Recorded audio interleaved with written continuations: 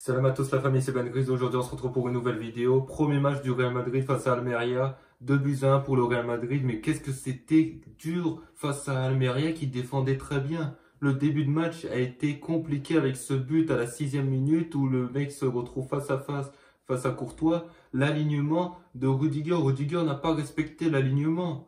Il m'a déçu sur cette action.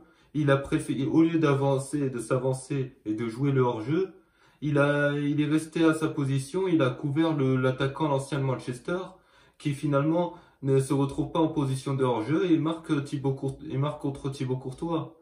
Donc le match a été compliqué, malgré qu'on ait pu avoir beaucoup d'occasions. On voit que contre ces petites équipes, dès qu'elles marquent, elles font un bloc bas. Et l'adversaire, la défense a été impeccable en première mi-temps. Elle défendait très bien et le gardien de but aussi était impeccable. Le gardien a repoussé quasiment toutes les frappes de Valverde, de Vinicius.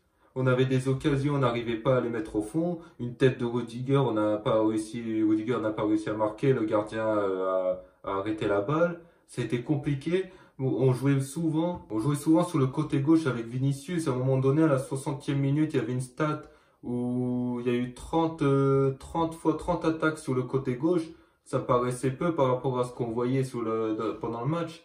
Parce que vraiment, on attaquait souvent sur le côté gauche, sur le côté de Vinicius qui faisait les dribbles. Et notamment en deuxième mi-temps, ça a fait la différence. D'ailleurs, juste avant la première mi-temps, Vasquez il marque sur un hors-jeu de ça. Alors sur le direct, je pensais qu'on s'est fait là littéralement voler. Parce que pour moi, il n'y avait pas hors-jeu sur le direct. Mais après, avec le ralenti, il est hors-jeu du haut du corps. Donc en vrai, il y avait hors-jeu. Deuxième mi-temps, Vasquez qui égalise sur un cafouillage. Encore, ça vient de Vinicius.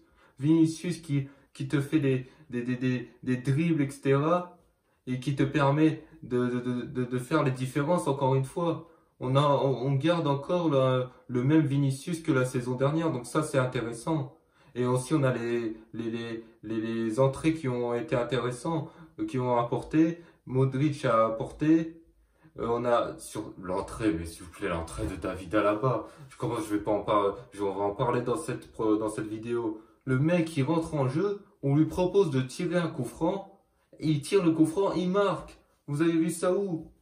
J'essaie de penser, j'essaie de m'imaginer une situation, peut-être c'est arrivé dans le football, je sais même pas si c'est déjà arrivé dans le foot. Le mec, il rentre en jeu, on lui propose de tirer un coup franc, il tire, il marque. Est-ce que c'est déjà arrivé? Je pense peut-être que oui, mais c'est très très rare. C'est exceptionnel ce qu'il a fait là-bas. Et c'est un coaching parfait de la part de Ancelotti. Après, c'était un match compliqué. De toute façon, les matchs du Real Madrid contre les petites équipes, ça je le sais, contre les petites équipes, le Real a souvent du mal contre les petites équipes. La saison dernière, le Real mettait des 3-0, des 6-2 aux petites équipes, etc.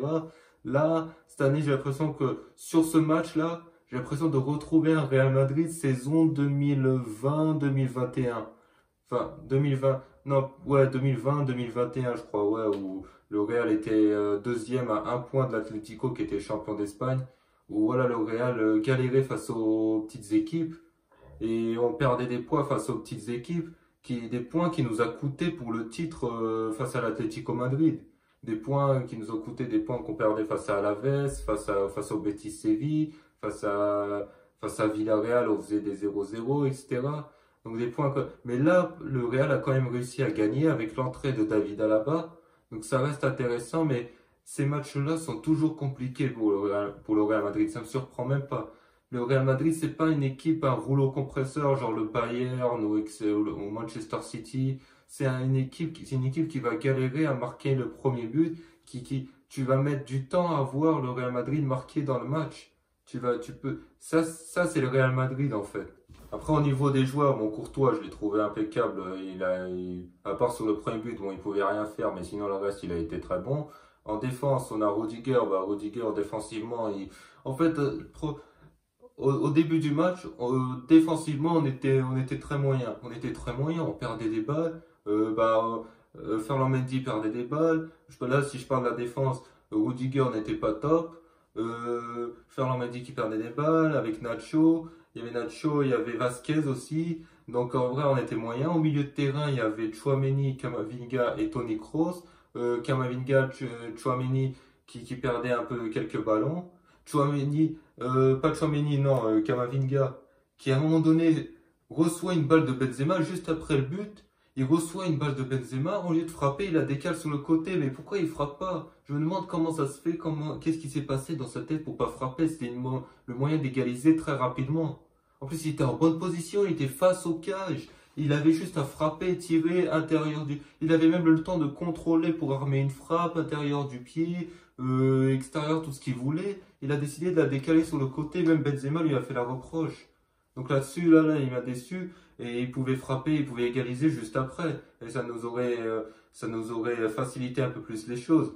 Même si on a quand même réussi à gagner le match. Après, en attaque, Benzema a raté quelques occasions, mais sinon, il a été tout le temps au bon endroit pour mettre les buts. Enfin, pour avoir des occasions, enfin, pour pouvoir avoir des occasions de but. T'as Valverde sur le côté qui tentait des frappes de loin, comme d'habitude, à la Valverde, qui était stoppé par le gardien. Vinicius sur le côté, on recherchait souvent Vinicius, entrait de la surface, il driblait, hop, crochet. Il arrivait, c'est ce qui a fait la différence sur le premier but du Real, l'égalisation.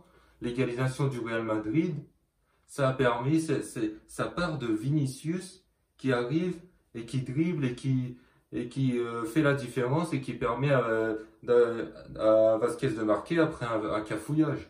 Donc Vinicius, toujours, c'est le Vinicius de la saison dernière, il n'a pas changé, toujours dribbleur. Des fois, j'ai l'impression qu'il en fait peut-être un peu trop, mais sinon, voilà, il a été excellent. Après, sinon, il y a aussi Eden Hazard qui est rentré en jeu. Moi, je pensais que Eden Hazard pouvait nous apporter beaucoup de choses. Finalement, je l'ai pas vu beaucoup, Eden Hazard.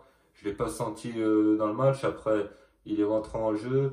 C'est le premier match. Faudrait voir encore ce qui était. C'est que la première journée. On arrive à marquer des points, plus 3 points et à être deuxième. Là, on est deuxième de la Liga derrière Villarreal, qui eux ont gagné au moins 3-0 et qui sont au-dessus au goal average. Mais on prend des points, prendre des points, surtout avec le faux pas du Barça qui a fait 0-0 contre le Rayo Vallecano à la maison en plus. On prend des points et les points au début sont au début de saison comme ça paraît anecdotique, mais c'est très très important. Très très important de prendre des points dès le début. Des points qui peuvent nous coûter cher en fin de saison si on ne les prend pas. Donc c'est important de les prendre. Là on est deuxième, on est devant le Barça. Après c'est que la première journée. Donc après il faudrait voir les prochaines journées. Il faudra continuer comme ça, même si ça va être compliqué face à des petites équipes comme ça. Moi, je sens que cette saison, le Real Madrid, face à des petites équipes, ne sera pas forcément comme la saison dernière. Ce sera sans doute encore difficile face à des blocs bas. On va encore souvent attendre un but du Real Madrid jusqu'à la 75e, jusqu'à la 60e, jusqu'à la 65e, etc. Donc, moi, j'ai l'impression qu'on se dirige vers un Real Madrid comme ça. Bref, en tout cas, la famille, j'espère que vous avez apprécié la vidéo. C'est la fin de ce débrief. Si vous avez apprécié, bien évidemment, vous likez, pouce bleu, vous commentez, vous partagez. Sur ce, moi, je vous dis à plus tard pour un prochain débrief.